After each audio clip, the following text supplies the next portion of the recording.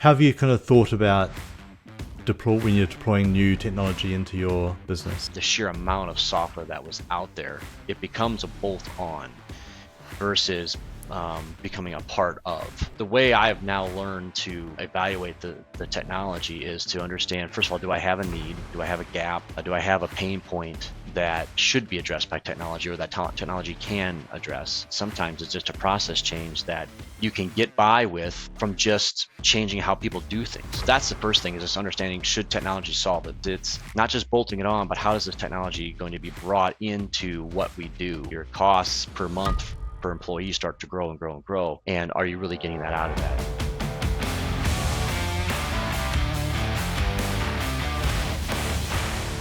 Tim, welcome to the podcast. Thank you, Jason. Glad to be here. Excited to chat with you today. Yeah, well, let's dive into it. The role you've got, Senior Director of Technology and Innovation at Skillwork.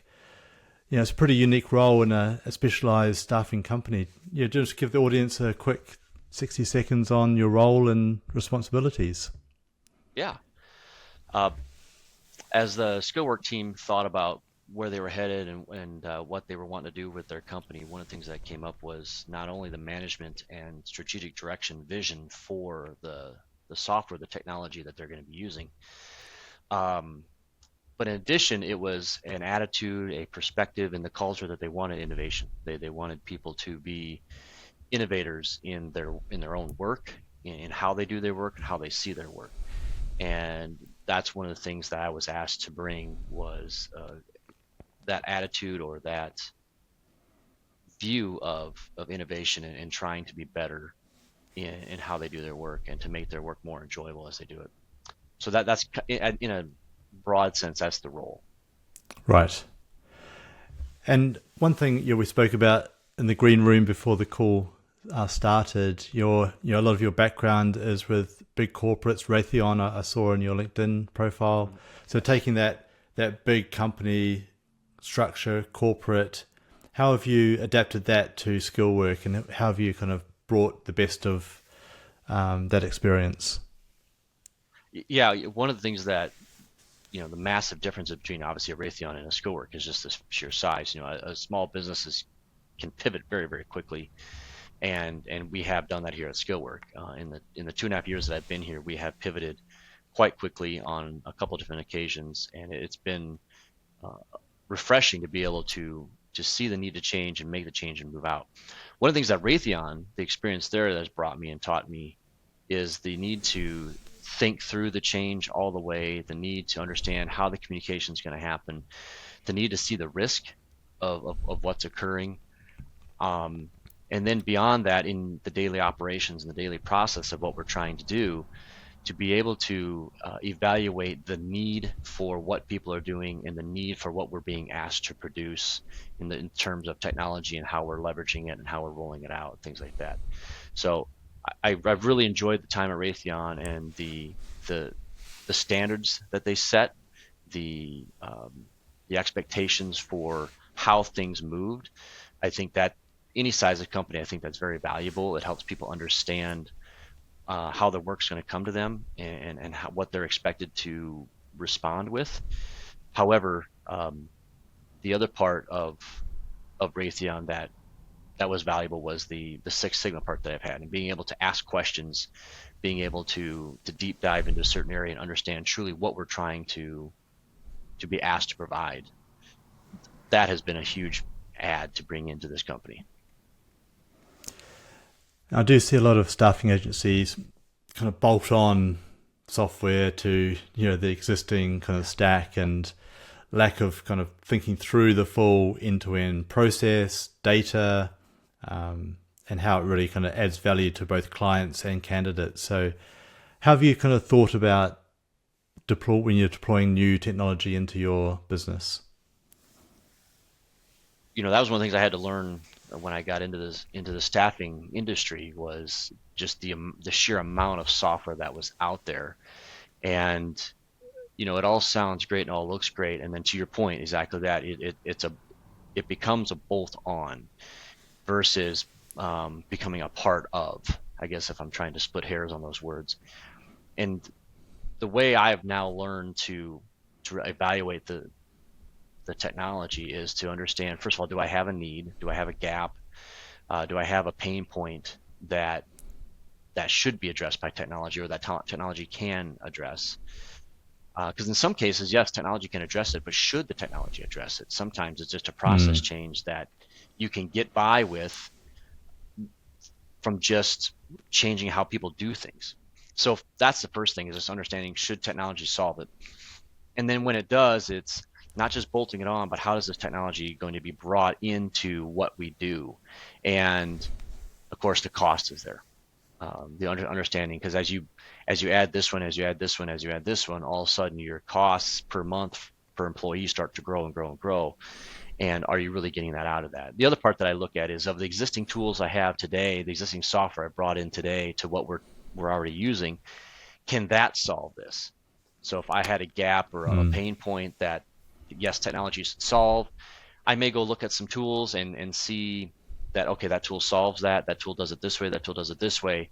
The next thing I'm doing is, what tools do I have in house that I could already leverage potentially, that could solve that I'm already paying for, that I've already purchased? And so those are, you know, those are the ways I look at this situation. First of all, what's it going to address? Why are we bringing it in? Is it a technology one to solve? And then once I see the technology, understand it, do I have something already in house that can do it for me? Maybe not perfectly. That's true. You know, some tools are built so specifically it solves it very, very well. Um, but can I still impact the business in a positive way with the tooling I have and save that cost? So Right. that's kind of how I evaluate those decisions. And just thinking specifically about Skillwork, you recruit and place skilled trades talent. Um, how do you think about how technology helps you stand out in your field, in your niche?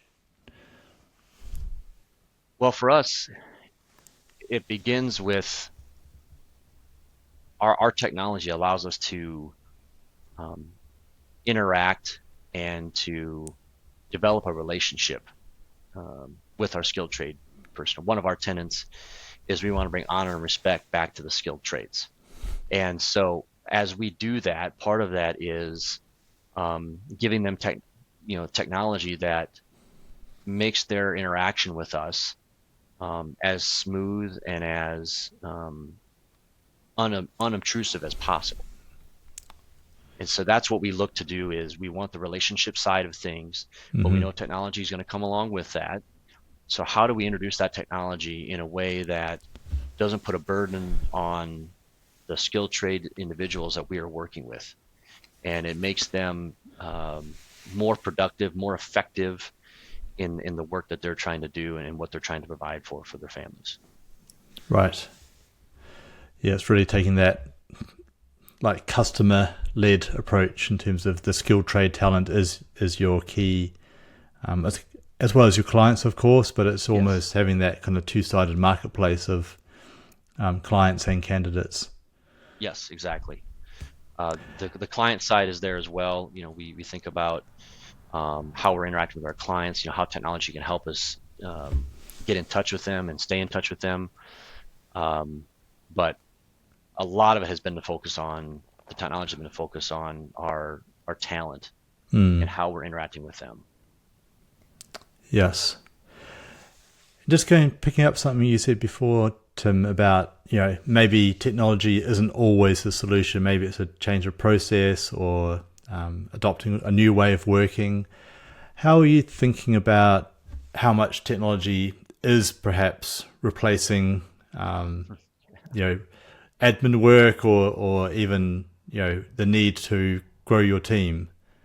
Is that Yeah. a good thing seen as a business, or how are you kind of navigating that that kind of path? No, that's a great question. I think we are very, very much dealing with it like every other staffing firm is dealing with it. You know, you could go all the way to the one side of pure dollars and say, well, if I could get rid of almost all of my recruiters and let the technology do all of the work, there's one sense of it. Then you got the other side of, hey, we want to be fully relational. We want to have that personal touch. and we want to limit the technology interaction. I think that balance is somewhere in the middle. There's a lot of administration that the recruiting and placement process uh, needs to happen. I think that is pieces that are right for the technology. Um, one of the things we've done is to think about what are some of the things from a whether you're an account manager or whether you're a recruiter, what are some things that just irritate you in your job that you just hate doing? Obviously, you're going to get a variety of answers for people from that, but that really helps start that point of where the technology maybe should land. Another one, and it's not just recruiters we're asking about. It could be, when you think about back office, if you ask them what's one of the pain points, and one of the things they could say is, well, the recruiters never let us know when an offer's been sent. Okay, well, there's a pain point that technology potentially could solve. Or, our people forget to put in their time every week. How do we remind them, or how do we prompt them to do that? So understanding the pain points or the frustrations of the job, because I feel like if you could take away some of the frustrations of the job, then the morale and the enjoyment of the job goes up. And so that's kind of that place where I like to start is I understand the two extremes. I know where that kind of those endpoints are. I always want to be balanced well, but then specifically I target what people would like to remove or what people need to have done that they're demanding. At times, I do have to bring technology in that says, hey, we need to do it this way because we maybe have reporting we need to report on, or we have standards or laws that we have to abide by. Yes, yeah. So that may happen, but that is much less of what drives the technology injection. More of it's asking the people what frustrates them. When you ask them what they want, a lot of times they don't know what they want until they don't get it. So if you turn that question around and ask, what is a pain point? What do you not like to do? People have a much better idea of what they don't like to do. That's pretty easy to get that out of them. And so that's a good place to start.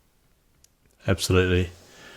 And with AI and automation, I've certainly seen and experienced myself is once it's in place, great. But how is an operations or technology leader kind of monitoring, auditing all the activity, all the automations, and are they still keeping up to pace with the rest of the business?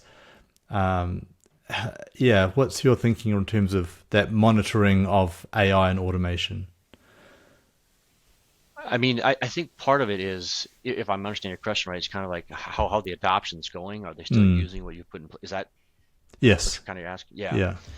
Yeah. That's definitely a great question. I think, one of the things we've done is to ask the hard questions. And I don't like asking it because I have to ask it. It's important to ask it. It is vital to ask that to get the feedback and involvement of people. But when you ask them, hey, the technology that I brought in, what don't you like about it? That's not a fun place to be, but it's so important. And so we continue to ask, where is the technology limiting you? Where is it limiting you? And then when we do put things out, we push for feedback on it. Please come tell us. Sometimes we have to go out there. Sometimes the answer initially is, hey, I need you to use it for a little while to get some good feedback. And then there's times where we are out there saying, hey, show me how you're using it. Show me where it's stopping. Obviously, there's metrics that we can run to see how things are moving through. Obviously, clearly, if you're seeing an impact in your business numbers, you can see, okay, what's going on here, what happened. But for us, it's really the engagement of questions of this technology that we brought in. We had expectations that it would do these things. Is it doing those things, or is it not? And then the questions of, okay, are you using it or are you not using it? Why is that? That becomes a lot of how we understand the adoption and is it staying? And then of course the question is, I think the other question is, every software has a life cycle. Now you may renew that life cycle. You may still find a need, like an ATS. You may find a need for that continually. But every software has a life cycle, and every software should hopefully be continuing to evolve and improve. And so the question then becomes, hey, we rolled it out to solve this problem. Do we still have the need for that? Or is it time that maybe another software we already purchased solves it? Can we sunset that and remove that step that people are working through? And that is another way of increasing that adoption, of involving them in understanding what we brought in, why we brought it in, do we still need to have it? I love that. And as part of that constant kind of assessment, are you able to kind of identify the ROI? What's the return on individual pieces of software, or do you look at it from a kind of holistic point of view? Yeah, I mean, we always strive where possible to identify the ROI. On some cases, if it's like a client relationship, sometimes it's really hard to put an ROI on it of either enhancing that or damaging that relationship. Sometimes that's a little more difficult to find an ROI. But we definitely have that. When we look at some add-on tools, does it reduce time? Sometimes it's not a matter of a dollar, but it's a matter of a time. A lot of, again, I go back to the question of, if we remove something in your job that, let's say, a majority of people really don't like to do, the ROI on it may not be a time, or may not be a dollar, but just, oh, I enjoy my job so much more because the tool or the process steps are no longer in my way. And so sometimes you can come back to an ROI of hey, people are really much happier now with this. But we strive for an ROI where we can when we try to roll something out. Right. Yeah.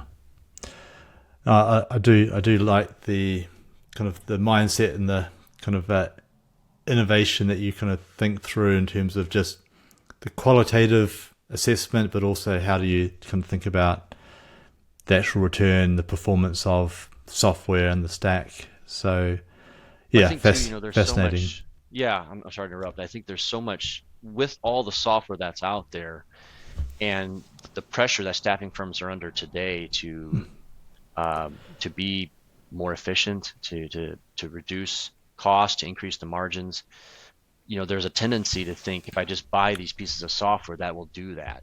And one, the cost of the software is there, especially depending on how long you sign up for it and the integration of that. But then two, it's the continual, I guess I'll call it a weight of change.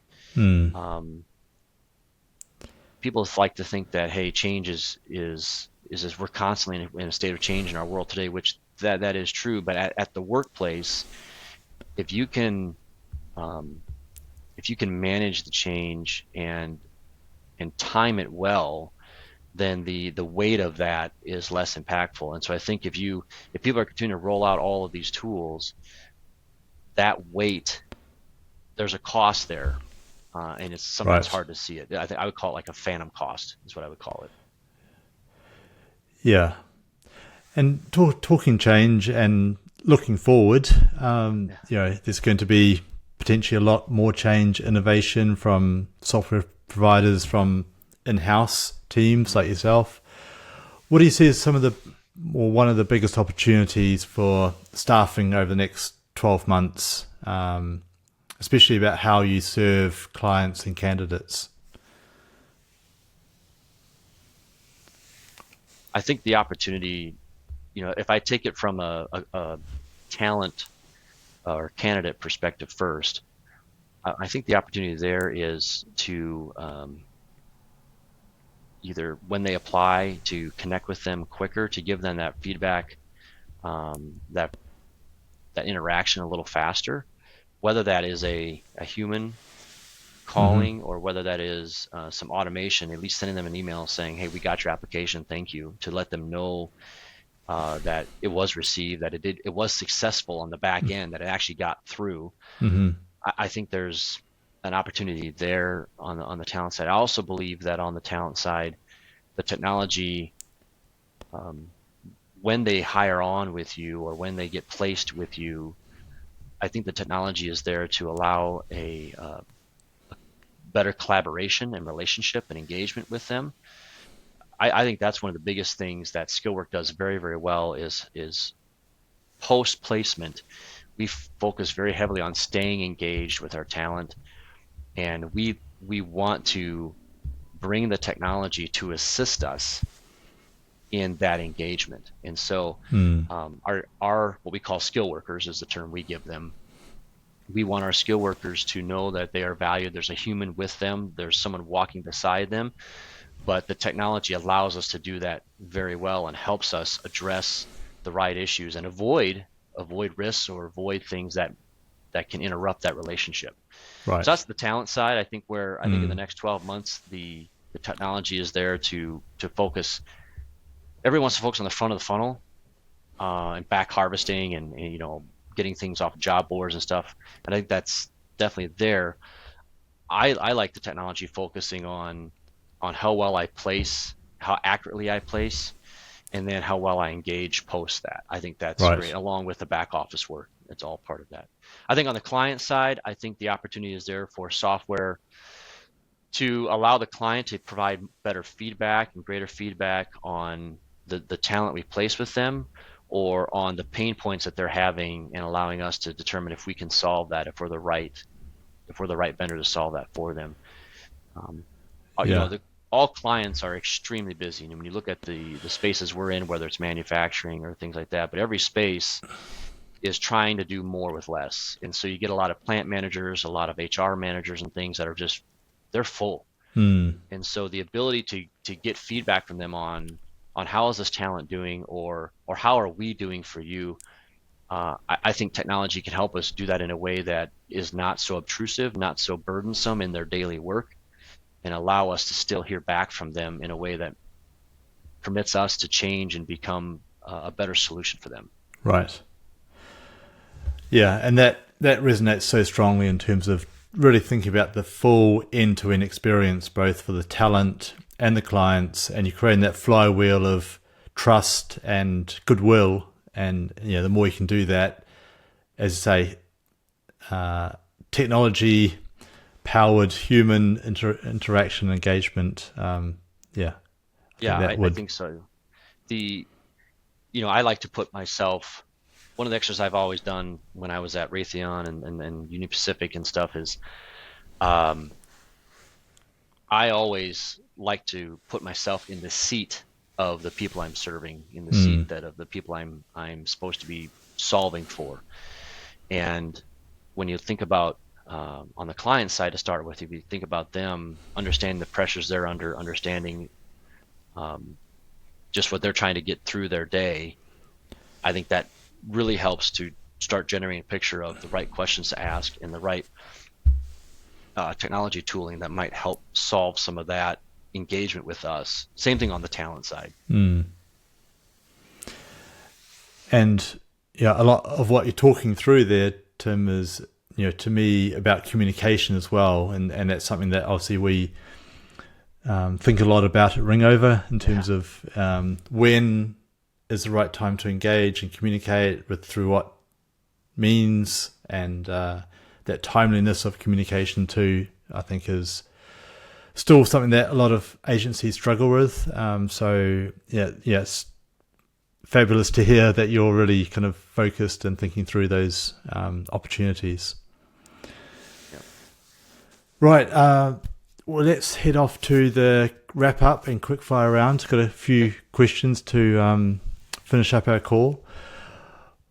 What's one piece of advice that's going to carry through with you through your career that's kind of stuck and you'd like to share with us? For me personally, and my personality in the way I work and the way I solve problems and just who I am as a person, one of the biggest pieces of advice I've always been given is to slow down and work the problem. I have a tendency, I love to solve and I love to implement, and it comes natural for me to want to do that. And over the years, I've been mentored by some great individuals, and that's one of the things that they've encouraged me to do is to slow down and work the problem. You know, get advice, listen first, ask the questions. Are you truly solving the right thing before you just put something out there? That's one of the biggest ones. The other one was it's quite funny. It was just a lot of times when I first became a manager of people, it was to do the opposite of other managers I've had. And so I've thought through in my personal career, like when I was starting out, some of the managers I had, what things I would have wished they would have done for me or interact with me in a certain way, and so I've tried to do the opposite of what that was, and it's worked quite well actually. I've had a pretty good success with that. People have appreciated that, and I think that has been a key to some of the success I've had in my career. So yeah, slow down. For me, it's been slow down, work the problem, understand the problem, and then when it comes to relating with people, you do the opposite of what you see a lot of, office movies and stuff like that. Yes, talk about. Just do the opposite of some of those things. Yeah. Yeah. No, those are real gems. Thanks for sharing. And certainly the one about, I think, in today's world, everyone's kind of magnetized to a solution, whereas actually thinking through the problem, are we asking the right question? Are we getting the right survey or sample size to actually give us some insights? So I love that. Is there any kind of technology tool or platform that either personally or through your work that you really can't live without? For me personally, and I guess in work, I've really valued, I guess I would say, two of them. One has been my task / calendar. Mm-hmm. It has helped me to understand the day coming, understand what I need to be getting done. It has helped me to not be overwhelmed with, I've got all of this to do, but if I calendar / task it out well, when that wants to come on, I'm able to say, oh wait, no, I'm planning to get such and such done in 3 days or in a week. And then that overwhelming feeling doesn't come on near as strong. So for me, the calendar task combination has been a great tool for that. I would say then the other piece that I just really enjoy and I really don't want to live without is this, the ability to be virtual. Right. I would love to be I'm a people person. I enjoy being with people. Yeah. Obviously, if I could do all my meetings in person, I would love to do that. But being able to be on camera and see people's face and build a relationship there has been great. So whether it's Teams or Zoom or any of these tools that allow you to, Google Meets that allow you to do that, that's been a great tool for me to network with people in distance places. Yes. And it started at Raytheon when, Raytheon has plants all over the country, all over the world. And so being able to, it's one thing to email somebody, it's one thing to even hear their voice, but when you're able to see them and collaborate, it really brings things closer across the globe. Nice. And any books or podcasts that you're a big fan of? Yeah, I mean, there's a lot of podcasts I listen to that I enjoy, but from a book perspective, there's two that I've really tried to apply into my world of what I do from a technology and implementation perspective. One of them is both these are older books. One of them is by Eli Goldratt. It's called The Goal. It's a business process evaluation fable. Mm-hmm. And I love the fable part of it, and it makes an enjoyable read. But I also really appreciate the work he does to go through and help people understand how they're truly solving the problem. Are they solving the right problem? And to understand your whole process. So I really enjoyed that book. The other book is by a gentleman named Ben Rich. Ben worked for many, many years at Skunkworks for Lockheed Martin. And what I enjoyed about the book is called Skunkworks, is you really get to understand just the tremendous problem solving that group of engineers did. And I appreciate their drive and their passion to problem solve when they ran into seemingly impossible or impenetrable hurdles. Mm-hmm. The way they worked around those, the way they problem solved, the way they worked together. But in the book, really, it describes a lot of the simplicity and how that organization ran. And I really, really appreciated the simplicity and the greatness they've achieved and stuff they've built. So those two books I try to apply a lot in my work. So fascinating. The Goal I have read, and I think I've still got a copy of that. But Skunkworks, I'll certainly make a note, and I'll drop details of both of those in the show notes. And I think it kind of resonates in terms of staffing agencies where there are a lot of complexities around the business and, clients, talent, candidates, obviously the internal teams, technology. And so having kind of mindsets and framework to kind of distill the chaos and really think about what are the key kind of fundamentals or levers to pull to make, more performant through the business. So I think, something I think most people listening to this can take away. Yes, absolutely. Fantastic, Tim. Well, again, conscious of time. And final question, where can people find out more about you and Skillwork? Yeah, I would say, for Skillwork, we're on LinkedIn, and you can also go to skillwork.com, SKILLWORK, skillwork.com. That's where you can find us there. For myself, you can go to the best place is LinkedIn. I'm on LinkedIn. I'm based out of the Omaha, Nebraska area, and so I enjoy the open plains here, and I get the opportunity to live on an acreage, so I enjoy the work I get to do physically outside. So you'll see some of that sometimes on LinkedIn, but that's the best place to get a hold of me. Great. Thank you so much for the advice and wisdom in your experience. Thanks again. Thank you, Jason. It's been a pleasure. Thanks, Tim.